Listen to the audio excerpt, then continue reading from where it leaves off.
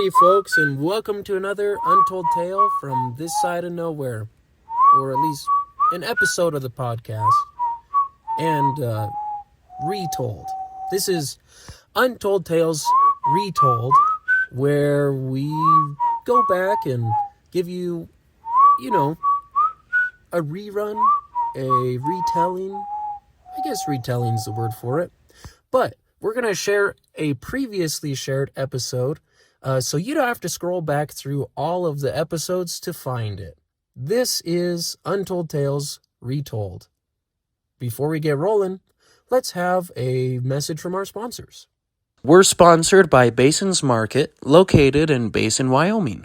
Basins Market is your destination for groceries, fresh produce, and the best meat department in the Bighorn Basin. Come in and sample their wide selection of products Monday through Saturday from 7 a.m. to 8 p.m. and Sundays from 9 a.m. to 8 p.m. We are also sponsored by the Wyoming Welcome Program.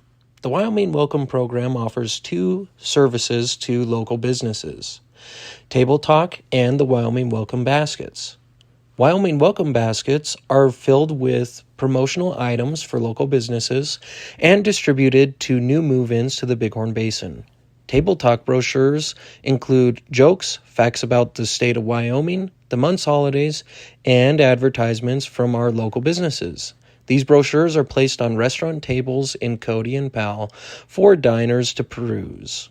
So if you'd like to get your business name out there, please contact the folks at the Wyoming Welcome Program by shooting an email to Haley J, that's HALEYJ, at wyomingwelcome.com. Do you have a noxious weed problem? The team at 307 Pest Management can help. We offer residential and commercial noxious weed management that is safe and affordable. Whether you have a parking lot, a yard, or some production land that needs treated for noxious weeds, 307 Pest Management is ready to help get your weeds under control. Give them a call today for a free quote at 307-250-0614 or send an email to 307pestmanagement@gmail.com. All right, like I said, today is a throwback. I selected for your listening pleasure the second story I ever published in the podcast, and this also happens to be a story that got published in the WREN, the Wyoming Rural Electric News. So, if you are curious, I'm sure you can look it up on the WREN website. This story was in the September 2024 issue. So, it was actually the second story that I've had published in print in the WREN, and I think you'll quite enjoy it. So here goes. Sharks in Wyoming. Last week I shared a story about moving to Poverty Flats and what it was like arriving at that trailer house. And this week I'm going to share another story about life in Wyoming and what it was like to be a child there. This week's podcast is sponsored by the Copper Corner Cafe in Basin, Wyoming. Start your day proper and join us at the Copper, as they say. The Copper Corner Cafe serves all kinds of delicious food. Stopping there for breakfast, lunch, or dinner. They're open Monday through Saturday from 7 to 8 p.m. Go ahead and try out some food at the Copper. I can tell you from experience, it's a great place to eat. And so, we're going to go ahead and get started with the story. Today's story is entitled Sharks in Wyoming. I've always prided myself on my practicality and common sense, two qualities most Wyomingites develop growing up in the cowboy state. It just comes with the land, I guess. Kind of like the way people talk or how we always wave when we pass each other on the road. Most people depend on agriculture to get by, and the lifestyle does not lend itself to irrational fears. The only real fears Wyoming ranchers and farmers have are drought and getting sucked into a piece of farm equipment. both very real concerns in a place that gets only 4 to 5 inches of precipitation per year and where everyone is pretty well acquainted with a PTO shaft. As a kid, I had cultivated both of the standard Wyoming fears, but even greater than these was my acute fear of sharks. Now, before you go questioning my claim to practicality and common sense, consider the fact that I went swimming perhaps 3 times per year as a kid, and I had never seen a body of water larger than the Buffalo Bill Reservoir in person up to that point in my life. My fear of sharks probably began with an old VHS recording of Jaws. I was young when I first saw the film, perhaps 4 or 5, but I remember it distinctly. My mother had taped a picture of the movie cover on the front of the case, and I can still recall the image of the lady swimming above the open jaws of that terrifying great white monstrosity.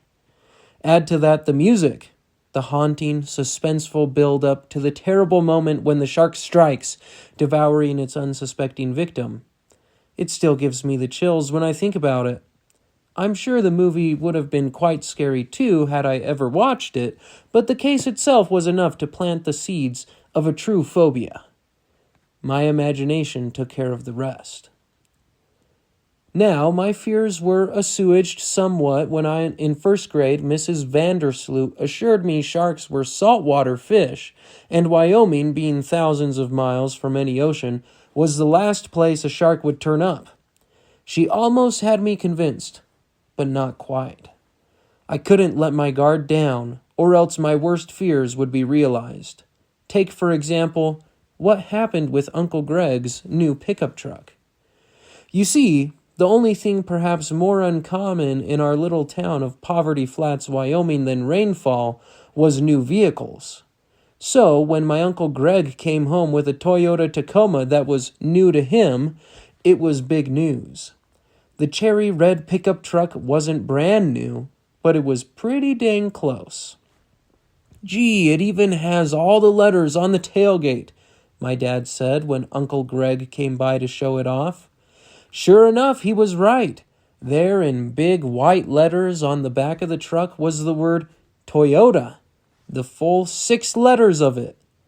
Before I saw Uncle Greg's new pickup, I hadn't even known Toyota was written on the back of their trucks. I always figured they were called toy trucks because they were so much smaller than the other dually pickups around town.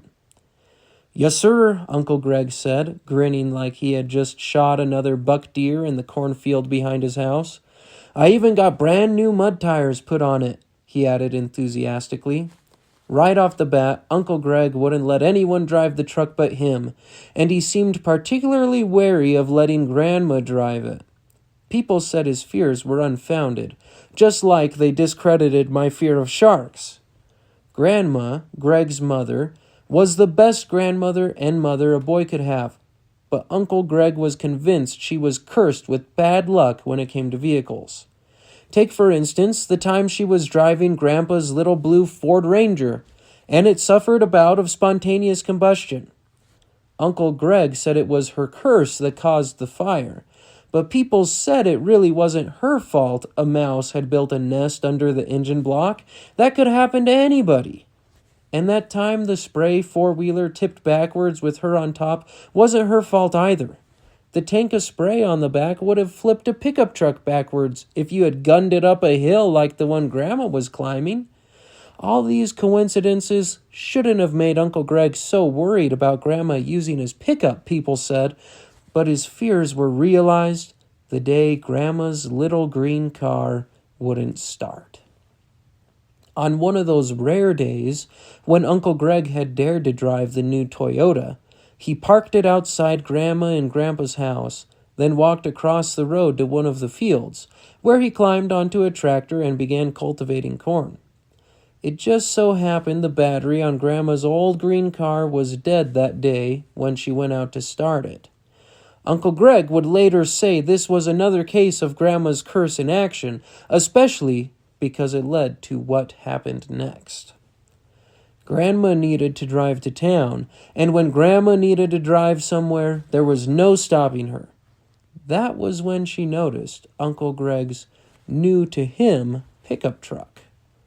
He wasn't using it, and everyone in our family shared vehicles, so she climbed behind the wheel. Besides, Uncle Greg wasn't around to tell her no. Before long, she was spitting gravel with those brand new mud tires as she tore down the gravel road on her way to town. As she soon discovered, the truck had plenty of get up and go, considerably more than her little green car. When she hit the corner by Lookout Hill, she was just about as surprised to find herself hanging from her seatbelt with the earth all tipped sideways as we were to see the little red truck laying on its side by the road. When Uncle Greg found out what happened, he was furious. "I knew it! I just knew your bad luck would kick in if you got anywhere near my truck," he moaned as he surveyed the damage. Somehow, in the course of the accident, a couple letters had come off the tailgate of the truck. All Uncle Greg's truck needed now was to lose the second T, and he would be driving a toy truck like everyone else. My practicality and common sense kept me from pointing this out, though. "Everyone borrows my car when theirs won't start," Grandma huffed. "So, who's going to take me to town?" "Well, I have to get this truck off the side of the road, Mom," Uncle Greg replied. "Did you see where the tire went?" While Uncle Greg looked for the missing brand new mud tire, Mom and Dad took Grandma to town so she could get her shopping done. This left my other older sisters, or the trio of trouble as they are widely known, to babysit my brother and I, and, as often the case, they controlled the TV remote in my parents' absence. They chose for our viewing pleasure a Discovery Channel rerun about a bull shark that showed up in a river in New Jersey, where it thoroughly enjoyed its visit by consuming a few unsuspecting teenagers and a man from town who dove in to rescue them. Looking back, I suspect the trio of trouble were less interested in watching a show about sharks and more bent on scaring me. The show in and of itself would have made any self-respecting kid lose sleep, but one thing made the show infinitely more horrifying. This shark had not been in the ocean. It had been swimming in fresh water. That settled it. No matter what my teacher, Mrs. Vandersloot, said, I could never let my guard down again. If a shark could find its way into a river in upstate New Jersey, then as far as I was concerned, there could be a bloodthirsty killing machine lurking in any mud puddle or irrigation ditch in Bighorn County. From then on, I was determined to remain on high alert. No shark was gonna get me, no sir. It was shortly after the Bull Shark television special and Grandma's adventure with the red Toyota that the event that would come to define my relationship with water and sharks for the rest of my life occurred. Our whole family, aunts, uncles, cousins, and grandparents, were gathered at the Harrington Reservoir for a favorite birthday tradition of ours. On the sandy shore of the somewhat murky reservoir, we would swim and roast hot dogs, a welcome respite from the heat of a Wyoming summer. That afternoon, everyone was relaxed and having a great time. Everyone, that is, but me. As my cousins and siblings frolicked in the water, I watched the waves like a hawk. At any moment, I was sure a dorsal fin would break the surface of the muddy irrigation water, and a killer fish with rows of razor-sharp teeth would emerge, mouth gaping, and swallow down one of my farmer-tanned family members, water wings and all. Here they were, miles and miles from any ocean, and totally unaware of the danger that lurked just beneath the water's surface. We had all eaten a couple hot dogs and several s'mores, and the parents and grandparents were sitting and talking around the embers of the dying fire when it happened. All of us kids were back in the water, and I was just starting to think we had perhaps avoided a catastrophe when I saw it. Out maybe 20 yards from the shore, just where it started to get deep, I saw something black in the water. It skimmed along, cutting through the waves, defying the water's natural rise and fall. This was no piece of driftwood. It could only be one thing. "Shark!" I screeched with all the breath I could muster. "There's a shark in the water!" My cousins, in a blind panic, came spilling out of the reservoir, screaming and spitting mud and sand. "Help!" my cousin Melly screamed. "It's after me!" "Good night!" Grandpa bellowed. "There aren't any sharks in Wyoming." As a group, we all turned to peer out into the waves. There, bobbing in the water, was a black object. It was large and fairly round, and now that I got a good look at it, it was starting to look less and less like a dorsal fin, and more like, "My mud tire!" Uncle Greg cried out. You would have thought that tire was made of gold the way he tore into the water to haul it back to shore. We all had a good laugh, except for me, and went back to playing and talking. Dad said something about my need to develop some practicality and common sense, and I hunched up my shoulders and shook my head as I kicked my way back into the shallows.